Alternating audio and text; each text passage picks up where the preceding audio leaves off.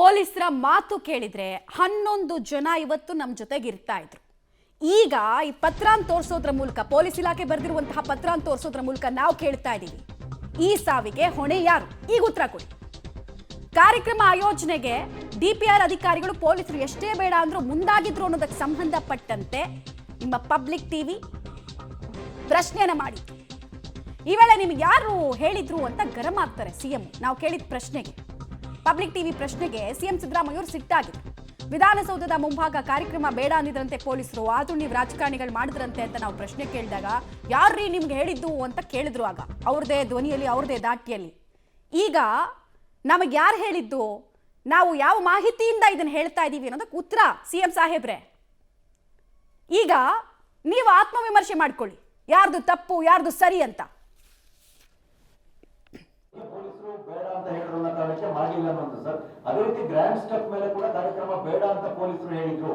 Bengaluru city commissioner ಅಲ್ಲಿ ಬೇಡ ಅನ್ನುವಂಥದ್ದನ್ನ ಹೇಳಿದ್ರು. ಯಾರು? ಬೆಂಗಳೂರು ಸಿಟಿ ಕಮಿಷನರ್ ಅವರು.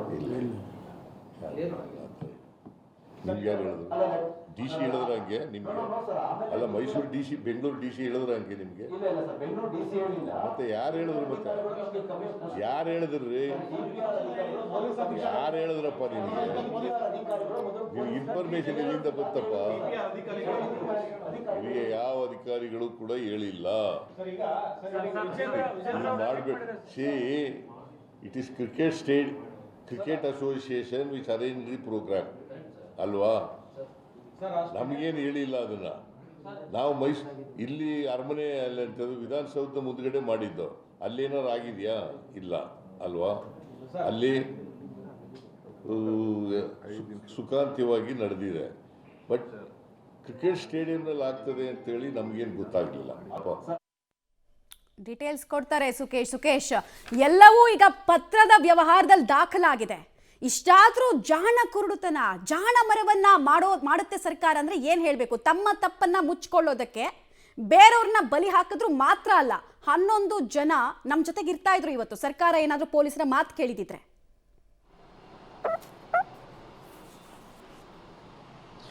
ಖಂಡಿತ ಮಮತಾ, ಸರ್ಕಾರ ಸ್ವತಃ ತಪ್ಪು ಮಾಡಿದೆ. ತನ್ನ ತಪ್ಪನ್ನು ಮುಚ್ಚಿಕೊಳ್ಳಲಿಕ್ಕೆ ಪೊಲೀಸ್ ಅಧಿಕಾರಿಗಳನ್ನ ಬಲಿ ಹಾಕಿದೆ. ಆದರೆ ಇಡೀ ಸರ್ಕಾರ ಮಾಡಿದಂತಹ ಆತುರದ ಕೆಲಸ, ಪ್ರಚಾರ ಸಿಗುತ್ತೆ ಅನ್ನುವಂಥ ಕೆಲಸ, ಏನೋ ಒಂದು ದೊಡ್ಡ ಇಮೇಜ್ ಬಂದುಬಿಡುತ್ತೆ ಸರ್ಕಾರ ಅನ್ನೋ ಭ್ರಮೆ, ಇವೆಲ್ಲವೂ ಕೂಡ ಸರ್ಕಾರದ ಕೈಲಿ ಈ ಕೆಲಸವನ್ನು ಮಾಡಿಸಿದಂತೆ ಕಾಣಿಸ್ತಾ ಇದೆ. ಮತ್ತು ಸರ್ಕಾರವೇ ಮಾಡಿದ, ಅಂದರೆ ಜನರಿಗೆ ರಕ್ಷಣೆಯೇ ಕೊಡಬೇಕಾದಂಥ ಸರ್ಕಾರ 11 ಜನರ ಸಾವಿಗೆ ನೇರವಾಗಿ ಕಾರಣವಾಗುತ್ತೆ. ತನ್ನದೇ ತಪ್ಪಿನಿಂದ, ಎಡವಟ್ಟಿನಿಂದ, ಪೊಲೀಸರ ಸಲಹೆ ಸೂಚನೆಯ ಹೊರತಾಗಿಯೂ ಕೂಡ ಏನೋ ಒಂದು ಇಮೇಜ್ ಸಿಕ್ಕಿಬಿಡುತ್ತೆ ನಮಗೆ, ಅಥವಾ ನಮಗೆ ದೊಡ್ಡ ಮಟ್ಟಿಗಿನ ಹೆಸರು ಬರುತ್ತೆ, ಅಂತಾರಾಷ್ಟ್ರೀಯ ಮಟ್ಟದಲ್ಲಿ ನಾವು ಇವ್ರನ್ನ ಗುರುತಿಸಿದಂಥದ್ದು ಕೂಡ ಐಡೆಂಟಿಫೈ ಸಿಗುತ್ತೆ ಅನ್ನುವಂಥ ಲೆಕ್ಕಾಚಾರದಲ್ಲಿ ಬಹುಶಃ ಸರ್ಕಾರ ದುರಾಸೆಗೆ ಬಿದ್ದು ಇಡುವುದಂತೆ ಕಾಣಿಸ್ತಾ ಇದೆ. ಅದರ ಪ್ರತಿಫಲ ಇವತ್ತು ರಕ್ಷಣೆ ಕೊಡಬೇಕಾದ ಸರ್ಕಾರವೇ 11 ಜನರ ಸಾವಿಗೆ ನೇರವಾಗಿ ಕಾರಣವಾಗುತ್ತೆ. 11 ಜನರ ಅಮಾಯಕರ ಪ್ರಾಣವನ್ನು ತೆಗೆದಿದೆ.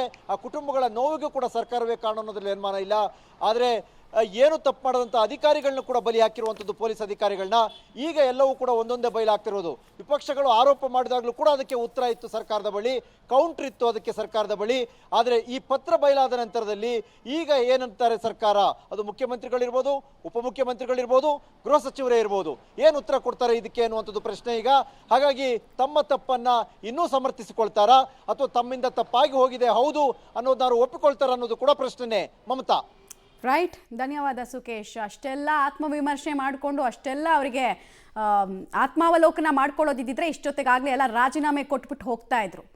ಈ ಟೈಮ್ನಲ್ಲಿ ನಮಗೆ ನಿಜಲಿಂಗಪ್ಪ, ರಾಮಕೃಷ್ಣ ಹೆಗಡೆ ಅಂತಹ ರಾಜಕೀಯ ಧುರೀಣರು ನೆನಪಾಗ್ತಾರೆ. ತಮ್ಮದಲ್ಲದ ತಪ್ಪಿಗೆ ಎಷ್ಟೊಂದು ಸಲ ಅವ್ರು ರಾಜೀನಾಮೆ ಕೊಟ್ಟು ಹೋಗಿದ್ದಾರೆ. ಇವತ್ತು ಎಕ್ಸಾಂಪಲ್ಗಳನ್ನು ಸೆಟ್ ಮಾಡಿದ್ದಾರೆ. ಇವ್ರು ನೋಡಿದ್ರೆ ತಮ್ಮ ತಪ್ಪನ್ನು ಮುಚ್ಕೊಳ್ಳೋದಕ್ಕೆ ಕೆಳಸ್ತರದ ಅಧಿಕಾರಿಗಳು ಕೆಲಸ ಮಾಡಿ, ಲಕ್ಷ್ಯ ವಹಿಸಿ ಕೆಲಸ ಮಾಡಿದಂತಹ ಅಧಿಕಾರಿಗಳನ್ನು ಹರಕೆಯ ಕುರಿಗಳನ್ನಾಗಿ ಮಾಡಿದ್ದಾರೆ. ಸ್ವಲ್ಪನಾದರೂ ಮಾನ ಮರ್ಯಾದೆ ಬೇಡವಾ? ಕೇಳ್ತಾ ಇದ್ರಲ್ಲ, ಯಾರು ಹೇಳಿದ್ ನಿಮಗೆ? DCP ಹೇಳಿದ್ರಾ ಅಂತ. DCP ಲೆಟ್ರಲ್ಲಿ, ರೈಟಿಂಗಲ್ಲಿ ಕೊಟ್ಟಿದ್ದಾರೆ. ತನಿಖೆ ನೆಟ್ಟಿಗೆ ನಡೆದ್ರೆ ಈ ರೈಟಿಂಗ್ ವಿಚಾರ ಕೂಡ ತುಂಬ ಇಂಪಾರ್ಟೆಂಟ್ ಆಗುತ್ತೆ. ಕೋರ್ಟ್ ಗಮನಕ್ಕೂ ಕೂಡ ಈ ರೈಟಿಂಗ್ ಅನ್ನು ತರಲಾಗುತ್ತೆ. ನೋಡೋಣ ಏನಾಗುತ್ತೆ ಅಂತ.